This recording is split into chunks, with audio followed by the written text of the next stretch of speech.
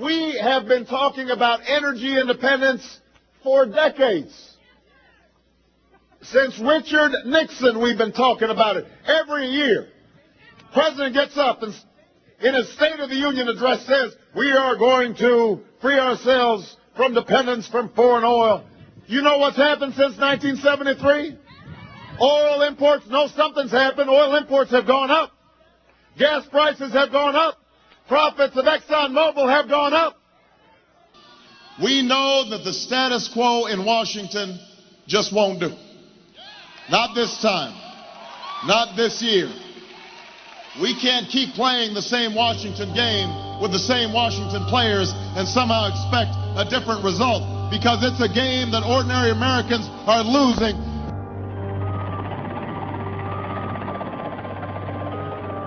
U.S. National Security Advisor Brzezinski flew to Pakistan to set about rallying resistance. That's what happens when lobbyists set the agenda, and that's why they won't drown out your voices anymore when I am President of the United States of America.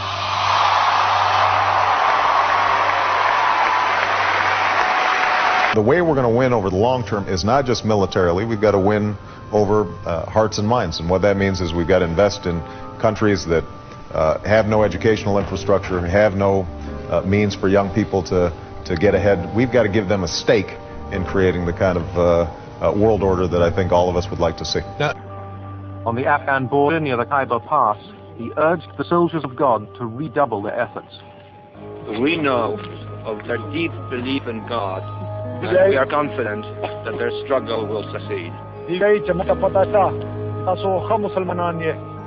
That land over there is yours. You'll go back to it one day, because your fight will prevail, and you'll have your homes and your mosques back again, because your cause is right and God is on your side.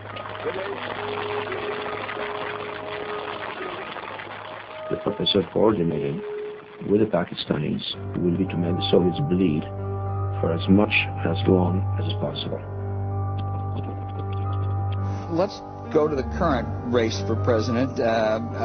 Hillary Clinton and Barack Obama, as you know, have had several recent dust-ups over issues like whether the U.S. should act unilaterally if there were proven intelligence of al-Qaeda in Pakistan, or whether nuclear weapons should be taken off the table in that vein. What's your take on these arguments over foreign policy between these two leading candidates? I think Obama is clearly more effective and has the upper hand. He has a sense of what is historically relevant and what is needed from the United States in relationship to the world. And I know how to choose talent and get smart people around me who are capable and independent and bring together a variety of different points of views and then set a vision and move in the same direction. You were both in Skull and Bones, the secret society. It's so secret we can't talk about it. What does that mean for America? The conspiracy theorists are going to go wild. I'm sure they are. I don't know. I haven't seen the rest. Number 322? First of all, he's not the nominee. And, look, I look forward... Are you prepared to lose? No, I'm not going to lose. You both were members of Skull and Bones, a secret society at Yale. What does that tell us? Not much, because it's a secret. Is there a secret handshake? Is there a secret code? I wish there were something secret I could manifest. 322, a secret number? There are all kinds of secrets, Tim, but one thing is not a secret. I disagree with this president's direction that he's taking the country. We can do a better job, and I intend to do it. And we'll be watching. Be safe on the campaign trail. John Kerry, thanks for joining us. And we'll be right back. With the Cold War, we had a worldview. Republican and Democratic presidents alike, from Harry Truman to George Bush, stood for freedom and stood for certain propositions that would make America strong and healthy and grow the middle class and shrink poverty and stand against communism. And after 1989, President Bush said, and it's a phrase that I often use myself, that we needed a new world order, and instead it looks like we got a lot of disorder. And we still, and after 9/11, we've been more sensitive to the disorder. Word about the president. For 7.5 years I've worked alongside him, and I'm proud to have been his partner. And we've had trials, we've made some mistakes, we've had some setbacks. Now, it doesn't help when you put my cousin Dick Cheney in charge of energy policy in the White House. That doesn't help.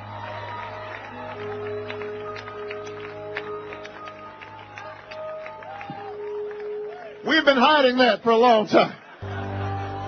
It's good to be back at the Council on Foreign Relations. As Pete mentioned, I've been a member for a long time and was actually a director for some period of time. I never mentioned that when I was campaigning for re-election back home in Wyoming. Everybody's got a black sheep in the family.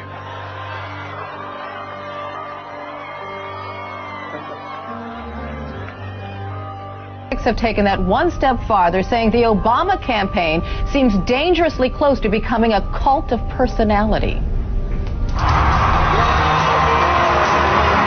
He takes the stage and his supporters go wild, cheering, some crying, some shouting, "I love you." And my faith in the American people has been vindicated because they are ready for change. Then something woke you, didn't it? Was it a dream? What was it? I heard a strange noise. What was it?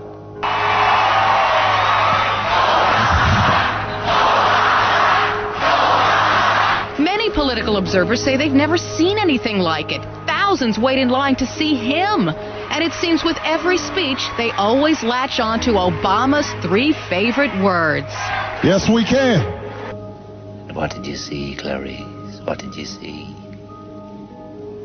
Lambs. They were screaming. Obama's supporters wildly respond, chanting enthusiastically along with their candidate.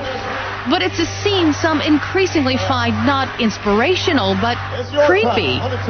In other words, when you start, blogging about Barack Obama, why just go ahead and worship him? And I think this was the idea behind a new sculpture. Thank you. That was indeed a segue. A new sculpture of Obama as Jesus. Listen. LA Times columnist Joel Stein calls this Obama outpouring Obamaphilia, although he admits he's fallen for it too. Others call it cult-like. Conservative columnist David Brooks compares Obama to a messiah and his supporters to members of the Hare Krishna.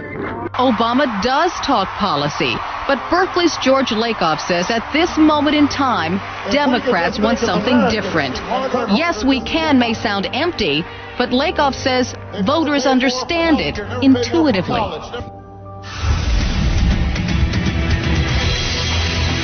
Welcome back to the most news in the morning. The government taking a big new step, looking to build a huge database of people's physical characteristics. The FBI is taking on $1 billion project to gather fingerprints, palm patterns, even digital pictures of faces. Eventually, it could expand to include iris patterns, face shape patterns, scars, even information about how you walk and talk. It's called biometrics. And what we'd like to be able to do, too, as these other biometrics mature, we want to have a system that can allow those to be stored and searched as well, be it iris, facial, voice, whatever the biometric, that DNA, whatever the biometric that comes down the road, we need to be able to plug that in and play. Can a microscopic tag be implanted in a person's body to track his every movement? There's actual discussion about that. You will rule on that, mark my words, before your tenure is over. Can brain scans be used to determine whether a person is inclined toward criminality or violent behavior? You will rule on that. A Social Security card that can be forged for $40. Right. We propose that everybody, every American, citizen, legal immigrant, gets a non-forgeable employment card, a national employment card. It has a little chip in there that you can't forge that matches the retina of your eye. Now, every employer would have to swipe the card through a little machine like a credit card machine. When someone applied for a job, it would have their picture on it, of course. And if the computer said they're a citizen, I got it. or they're Senator. I got it. I think I got it. But here's the other part. If the employer doesn't swipe the card or hires him anyway, first time, a $50,000 fine. Second time, jail. Lambs. They were screaming. They were slaughtering the spring lambs. They were screaming.